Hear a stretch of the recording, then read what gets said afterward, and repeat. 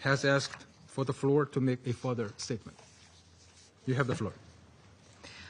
Because there were several references to a report that was released earlier this week by the so-called Commission of Inquiry, the United States wanted to clarify the record. To be clear, we consider this a slanderous report that lacks any credibility. This report presents lies and distortions to the benefit of Hamas. The commissioners who wrote this report have a record of bias that are in violation of the United Nations' own rules of impartiality. This is a clear example of the Human Rights Council's moral bankruptcy and why the United States ended its participation in this body. It is long overdue that the Commission of Inquiry be eliminated and that its anti-Semitic witch hunt be put to an end. I thank the representative of the United States for the statement. I now give the floor to the permanent observer of the Observer State of Palestine. Mr. President, I congratulate the Republic of Korea for its assumption of the Security Council presidency, assured of your wise leadership of these deliberations and the work of this Council. From the outset, I wish to express our thanks to Algeria, to Denmark, Guyana, Pakistan, Panama, Republic of Korea, Sierra Leone, Slovenia, and Somalia, the 10 of you, the E10, and Greece, sorry. We thank you for your leadership and relentless efforts for many long months now to push for a permanent and unconditional ceasefire that would end the massacres being perpetrated by Israel against the Palestinian people, that would release hostages and prisoners, that would end the occupation-imposed famine and unbearable human suffering, and that would stop the forcible displacement of our people and the annexation of Palestinian land. We listened very closely to your passionate statements and your outstanding efforts in order to try to bring this nightmare and this genocide against the Palestinian people to an end. The alternative to all of this, which is demanded by international law and by our collective humanity, is unfolding before our eyes. I can understand the anger and frustration and the huge disappointment of the Palestinian people who might be watching this session of the Security Council, hoping that there is some help is in the pipeline and this nightmare to be brought to an end. I can imagine their anger and frustration that it did not happen, and these atrocities are continuing to be imposed on them. And if any one of you, and I'm sure you do, if you see these images of the total destruction of the city of Gaza, with a flood of tens of thousands of humans navigating through that destruction, you will have no heart if you do not be moved by this amount of pain and anguish that the Palestinian people are going through it. Babies dying of starvation, snipers shooting children in the head, civilians killed en masse, families displaced again and again from ruins to ruins and from death to death, UN personnel and doctors and humanitarians and journalists targeted, devastation and destruction rained down, pulverizing an entire society. And Israeli officials openly mocking all of this and praising the real state value of Gaza. This draft resolution represents the bare minimum that humanity, legality, and morality dictate. It is deeply regrettable and painful that it has been blocked, preventing the Security Council from playing its rightful role in the face of these atrocities and to protect civilians in the face of genocide. It is regrettable that you, the custodians of the maintenance of International Peace and Security Council, were unable to act in that direction, and the minimum is to adopt the resolution that was not adopted. Mr. President, I want to thank all those that supported this draft resolution. In addition to the 10, the 4 others that made it receive 14 votes, almost 15, but 15 minus 1. Many council members were willing to go much further than the language in the text, including by rightfully resorting to Chapter 7 of the UN Charter. Millions of people in the streets are demanding from you to use Chapter 7 in order to impose your will through whatever tools available to you to force Israel to stop this genocide against the Palestinian people. But the draft was a genuine effort for the Council to speak with one voice.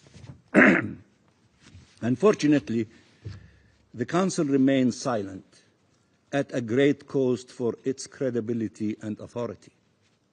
This demonstrates that when it comes to atrocities, crimes, the use of the veto should simply not be allowed.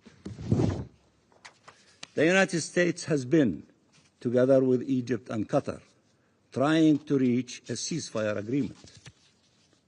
We supported repeatedly the mediation efforts towards a ceasefire agreement and called repeatedly on Hamas to cooperate with them, even when Israel was sparing no effort to prevent reaching such an agreement.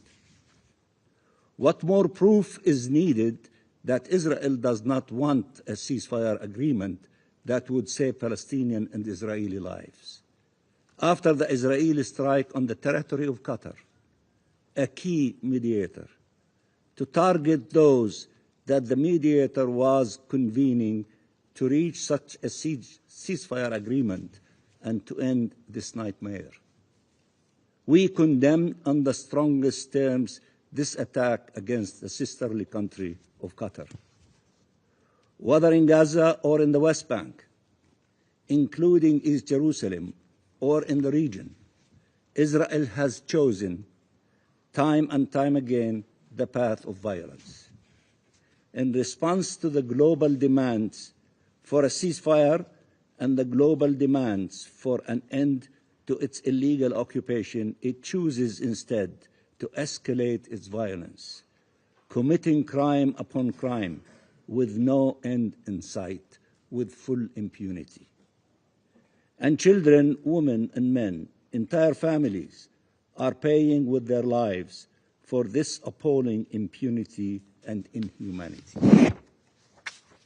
Just 2 days ago, the Human Rights Council's Independent Commission of Inquiry joined the many concluding on the basis of the undeniable evidence that this is a genocide, reaffirming the obligation in all states, without exception, to act now to prevent and punish this crime that shames the world, that shames all of us. Mr. President, violence is an impasse. Ceasefire saves lives, Palestinians and Israelis, and hostages and prisoners. There is no justification for killing and harming civilians, whether Palestinians or Israelis. Calling for such violence to end can suffer no conditions, no delays, no excuses. One should not see only partially the suffering of a group of people and completely ignore to acknowledge the mountains of suffering of the Palestinian people. It is the right thing to do. It is the only thing to do. There is no right for Israel to massacre Palestinians. There is no right for Israel to commit genocide. There is no right for Israel to commit ethnic cleansing. There is no right for Israel to starve a people. There is no right for Israel to displace and dispossess a nation. Israel's impunity is fueling its folly. Shielding it is allowing it to persist on a horrific path that will never lead to peace or security or integration. No matter how many tens of thousands and hundreds of thousands of soldiers, they cannot erase from the face of earth a nation, the Palestinian nation, nor will they be able to succeed in eradicating tens of thousands, millions of Palestinians.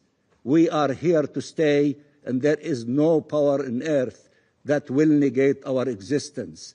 So for those who are living in denial and drunk with their ecstasy and victories, wake up. The only road is the road to peace. The only road is the road of the two-state solution, to live next to each other and peace and security. We are committed to that. The whole world is committed to that. There is only one party, led with a group of fanatic leaders who are refusing to accept that, and they are trying, in a futile exercise, to eradicate the existence of the Palestinian people and their national rights, including their right to self-determination, statehood, and the right of the refugees. Israel must be stopped for the sake of our people and for the sake of the Israeli people and for the sake of our region and for the sake of our international community and the international system created to save humanity. A ceasefire must take place. Hostages and prisoners must be released.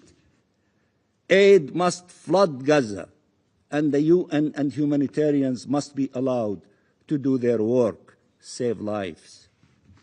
2 million people must be saved from this hell. The veto prevented this Council from taking action at a time when it is most needed for the maintenance of international peace and security. But that is not the end, and it will not be the end, as many of you said. All states must take their responsibility and take decisive measures that will deter Israel, the occupying power, from pursuing its criminal schemes against our people. They have the tools. All of you have the tools in your national capacity and collectively. You have the tools, and these tools must be used. Use them, including through an international protection force and immediate tangible accountability measures. We recognize and thank all those who have been taking bold decisions to end the horrors, to end this illegal occupation. The General Assembly demanded a year ago an end of the Israeli occupation by September 2025, following the ICJ advisory opinion deeming this occupation illegal, and to ensure the rights and freedom of the Palestinian people and the independence of the State of Palestine, and to advance real justice and lasting peace. We urge the implementation of those decisions. We appeal to all to uphold their obligations with action to ensure accountability, to end Israelis' impunity, to protect the Palestinian people, to salvage the two-state solution, to salvage the prospects for a just peace, and that Israel is trying to destroy every single day. Mr. President, there is a future with no violence, no hatred, no killing, where the forces of peace finally prevail, and we are getting stronger, the forces of peace. Not only the 14 of you in this chamber, but almost the entire membership of the General Assembly. And it is growing with hundreds of millions who are demonstrating in the streets asking for peace and asking for a ceasefire. But accessing that future starts by stopping this madness. In the coming days, leaders gathering here in New York on this 80th anniversary of the United Nations must take individually and collectively the decisions that will save Gaza, save Palestine, save peace, save the Middle East, and save our international law-based order. Palestine will be present, whether physically or through other measures. Tomorrow, in the General Assembly, we expect an overwhelming voting on the resolution that demands that Palestine to be present. We prefer that our leaders to be present physically, just to come peacefully, to express the position of the Palestinian people like all of your leaders do. But whether we are physically there, meaning our leaders, or that whether they will participate in other methods, Palestine will be there. It will be the biggest elephant in New York City. This General Assembly will be the General Assembly of the question of Palestine. Action can no longer be delayed. There is far too much at stake. Gaza is the ultimate test, and two Palestinian people for 2 years now have paid the price of our failure to stop the killing machine launched against them. We cannot fail them any longer. We have to act. We have to act now, and we are confident that the army of those who will be joining the action march will get bigger and bigger. Palestine will not be the exception to the rule. As humanity succeeded in putting an end to apartheid, humanity will succeed in putting an end to this illegal occupation, and Palestine will be free, and the two-state solution will be a reality. Thank you. I thank the permanent observer with the Observer State of Palestine for the statement. I now give the floor to the representative of Israel. Mr. President, some in this Council treat these sessions as theater, as a show. For Israel, it's not theater. It is our daily reality. Just hours ago, 2 Israelis were murdered at the Allenby crossing on the Israel-Jordan border, when a truck marked for humanitarian aid was turned into a weapon of terror. This is the reality we face. Words spoken here as performance can have deadly consequences on the ground. First, we would like to thank the United States for showing leadership and moral conviction by vetoing this biased resolution. Members of the Council, how did this draft resolution come before us? It began as Algeria's one-sided text. The United States engaged in good faith, seeking to add balance, to acknowledge truth, moral clarity, peace and security. Algeria refused. For weeks, Algeria has run the show, not to seek compromise, but to stall, dragging talks until the stage lights of high-level week were upon us. Great timing. Not to strengthen consensus, but to strip away balance. Step by step, line by line, it worked to weaken the truth. So ask yourselves, why did you yield to Algeria's radical demands, yet refuse to preserve the simple of facts? Let me remind you what Algeria would not allow you to include in this draft resolution. One, that all acts of terrorism are criminal and unjust.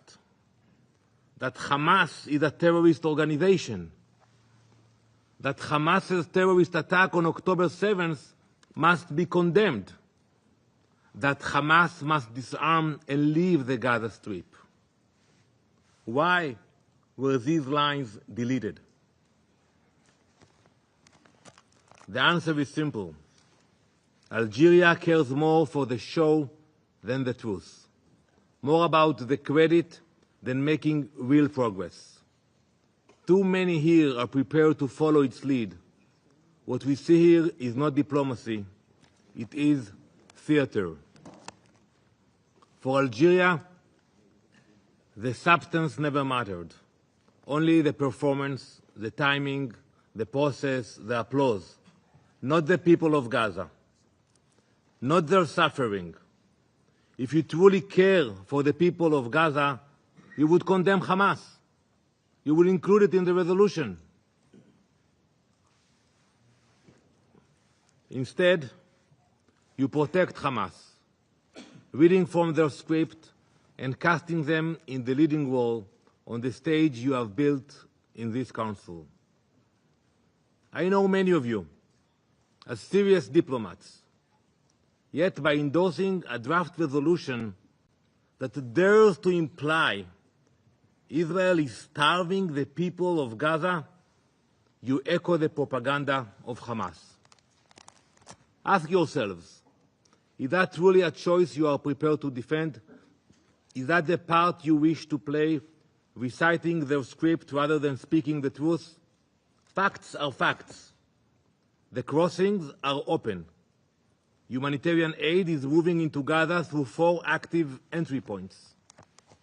Yesterday alone, on Wednesday, September 17th, 226 aid trucks entered Gaza, and 550 Gazans were evacuated for life-saving medical treatment.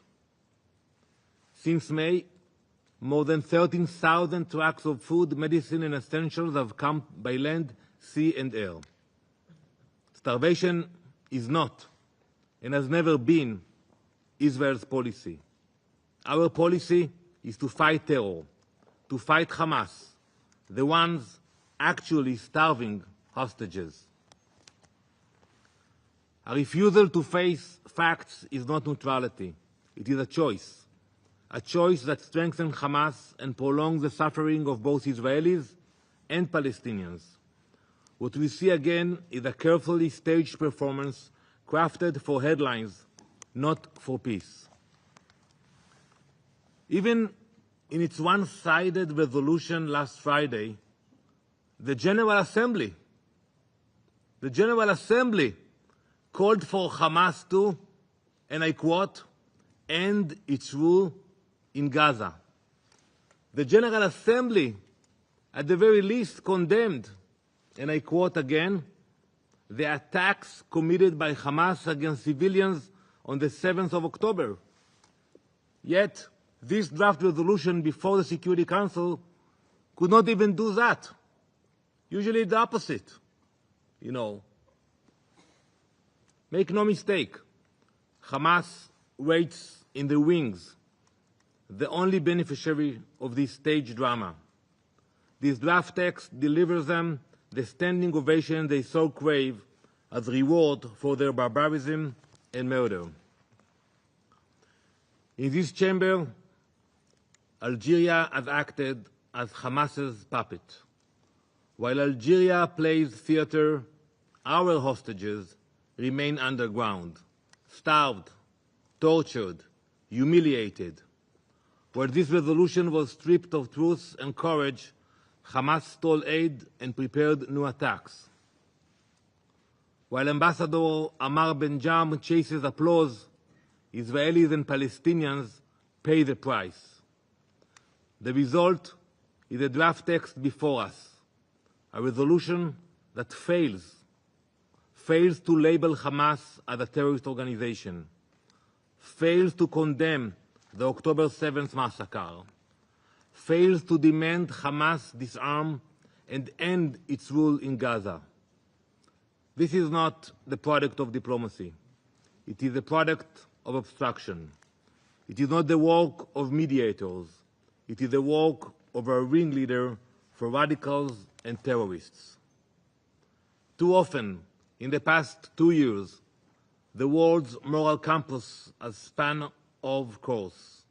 Instead of unified outrage at innocent people dragged into tunnels, we hear hesitation and excuses, or worse, silence.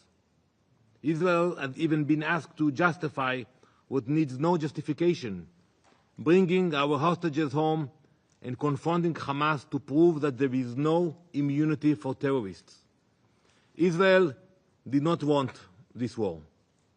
Israel did not ask for it. When Hamas invaded Israel, attacked our towns, killed our people, and took hostages underground, war was forced upon us. This Council has a choice. You can continue with the absence of moral clarity, or you can act with purpose. You can steer this organization back to its true north, toward truth, justice, and peace. Political maneuvering and empty gestures lead only to irrelevance. Hypocrisy and one-sidedness will never deliver peace. Members, this is a crucial moment. This year, we mark 80 years since the UN was created, an institution born after evil was defeated in a long and costly war. The triumph of light over darkness made its creation possible. But before the axis of evil was overcome, some chose to face tyranny with appeasement, while others stood firmly. While Prime Minister Chamberlain told his people to go home and sleep quietly as tyranny marched forward, Churchill's path was different, the path of courage and moral clarity. Churchill confronted tyranny and overcame it, and so will we. For as Churchill warned, tyranny is our foe, in whatever trappings or disguise it wears, in whatever language it speaks, from within or without. We must be vigilant, resolute, and united. Israel will not be told to go home and sleep while terror stands at our door. We will not rest until every hostage is home and until Hamas is defeated. Thank you, Mr. President. I thank the representative of Israel for